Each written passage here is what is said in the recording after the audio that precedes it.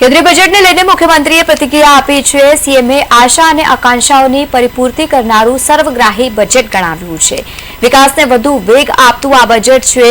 વિકાસ જે રીતે સતત આગળ પણ જોવા મળશે તે રીતે ભૂપેન્દ્ર પટેલે જે રીતે પ્રતિક્રિયા આપી છે। વિકસિત ભારત 2047નો રોડમેપનું આ બજેટ છે।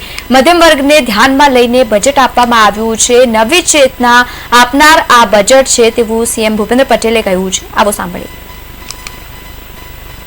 વડાપ્રધાન શ્રી નરેન્દ્રભાઈ મોદીના નેતૃત્વમાં નાણામંત્રી શ્રીમતી નિર્મલા સીતારમણજીએ રજૂ કરેલું મોદી 3.0 સરકારનું બજેટ વિકસિત ભારત 2047ના સંકલ્પને પાર પાડવામાં નવી ચેતના આપનારું બજેટ છે।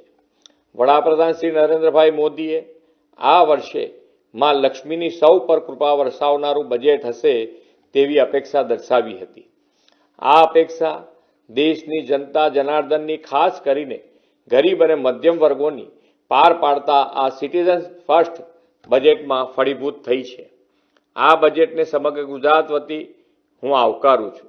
આ બજેટની મહત્વપૂર્ણ વાત એ છે કે હવે વાર્ષિક 12 લાખ રૂપિયા સુધીની આવક ધરાવનારાઓને ઇન્કમ ટેક્સ ભરવામાંથી મુક્તિ મળી છે। દેશના મધ્યમ અને ઉચ્ચ મધ્યમ વર્ગને આ એક મોટી રાહત છે અને તે માટે વડાપ્રધાનશ્રીને ખૂબ ખૂબ અભિનંદન પાઠવું છું। ગરીબ, યુવા, અન્નદાતા અને નારી શક્તિ આધારિત વિકાસને ગતિ આપનારું આ બજેટ છે। એગ્રીકલ્ચર, એમએસએમઈ, ઇન્વેસ્ટમેન્ટ અને એક્સપોર્ટ્સના 4 એન્જિનને ગતિ આપનાર મહત્વપૂર્ણ વિષયો આ બજેટમાં આવરી લેવાયા છે। આ બજેટમાં રાજ્યની સહભાગિતાથી પીએમ ધન ધાન્ય યોજના દેશના ઓછી કૃષિ ઉત્પાદકતા ધરાવતા 100 જિલ્લાઓ માટે શરૂ કરવામાં આવી છે તેને હું આવકારું છું। અંદાજે 1.70 કરોડ ખેડૂતોને આનાથી મોટી મદદ મળશે। એટલું જ નહીં, ગ્રામીણ વિકાસને વેગ મળશે અને માઇગ્રેશન પણ અટકશે। કિસાન ક્રેડિટ કાર્ડની મર્યાદા 3 લાખથી વધારીને 5 લાખ કરવામાં આવી છે તે ખેડૂતોને આત્મનિર્ભર બનાવવાની દિશામાં ઉપયોગી બનશે।